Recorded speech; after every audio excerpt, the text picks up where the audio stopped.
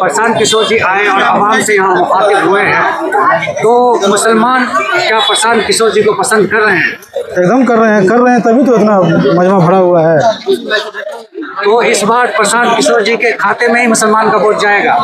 एकदम जाएगा, और 40 से 45 मुस्लिम कैंडिडेट लड़ेंगे और इंशाअल्लाह सब के सब जनसुराज से जीत करके आएंगे इस बार। अच्छा, खास करके शकरी में आए और आपके मुशायरे प्रोग्राम में आए और आपसे मुलाकात भी की और खास करके लोगों से भी एक संदेश दिया है, कितना ज़्यादा अच्छा लगा आपको, ये बताइए।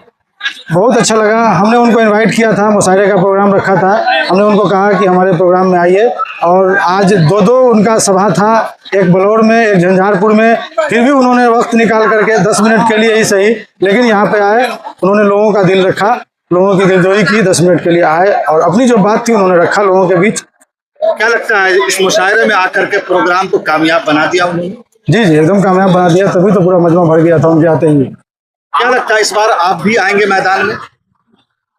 जनसुराज की जो प्रक्रिया है उस प्रक्रिया में, उस प्रोसेस में हम भी हैं लगे हुए। अगर इंशाअल्लाह मौका मिलेगा तो हम भी हैं मैदान में। आर्टू साहब, आपसे ये जानना चाहेंगे, क्योंकि बहुत सारे नेता हैं जो चुनाव लड़ना चाहते हैं और मधुबनी विधानसभा खास करके बहुत सारे प्रत्याशी हैं जो दावा कर रहे हैं, किस तरह की सोच आप रखते हैं, क्या विजन है आपका मधुबनी विधानसभा? देखिए, मधुबनी विधानसभा को लेकर के सबसे बड़ा बात तो यह है कि मधुबनी विधानसभा में अभी तक पिछले 10 सालों से सिर्फ भाषणबाजी हो रहा है, सिर्फ बातबाजी हो रही है। 2-3 काम मेरे पंचायत में भी हुआ है। इतना करप्शन है आज के डेट में, अगर कोई समिति और मुखिया काम करता है, कोई वार्ड मेंबर काम करता है, तो उसको सब गांव के लोग देखने के लिए आते हैं और उसकी 10 तरह की जांच होती है, लेकिन वही विधायक फंड से होता है, उसकी कोई जांच नहीं होती है। मेरे पंचायत में भी कई ठो काम हुआ है, आप लोग जाके देख सकते हैं। इतना करप्शन है जिसका कोई हिसाब नहीं है, लेकिन जनता सब देख रही है, वक्त आने पर जनता जवाब देगी। आप लोग उसके लिए क्या कर रहे हैं करप्शन को देखने के बाद? करप्शन को देखते हुए सबसे पहले तो प्रशांत किशोर जी ने कह दिया है कि करप्शन के ऊपर बहुत कड़ा रोक होगा, और अभी जो अफसर का जंगल राज चल रहा है वो जंगल राज 2 है, ये सबसे पहले खत्म होगा जनसुराज के आते ही। प्रशांत किशोर जी कह रहे हैं कि मुसलमान हमेशा तेल की तरह लालटेन में जला है, इस पे आप क्या कहेंगे? सही बात बोलते हैं, मुसलमान हमेशा लालटेन में तेल की तरह ही जला है।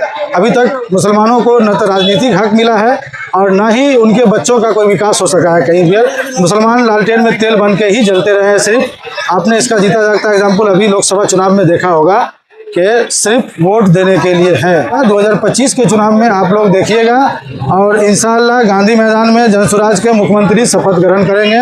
उन्होंने जो कहा है एकदम परफेक्ट कहा है। मुसलमान की जो मुकद्दस कुरान ने रास्ता बताया है मुसलमान को, जो मोहम्मद सल्लल्लाहु अलैहि वसल्लम ने बताया है, उस रास्ता को आज मुसलमान ने छोड़ दिया है, इसलिए परेशान है, इसलिए जालिम बादशाह मुसल्लत किया जा रहा है। तो वही बात उन्होंने बताया है और क्या कहा है। और रहा बात उनके मुसलमान का क्या कहते हैं उसको हरबा अपनाने की जो बात आप कर रहे हैं, तो वो मुसलमान का सिर्फ हरबा नहीं अपनाना है।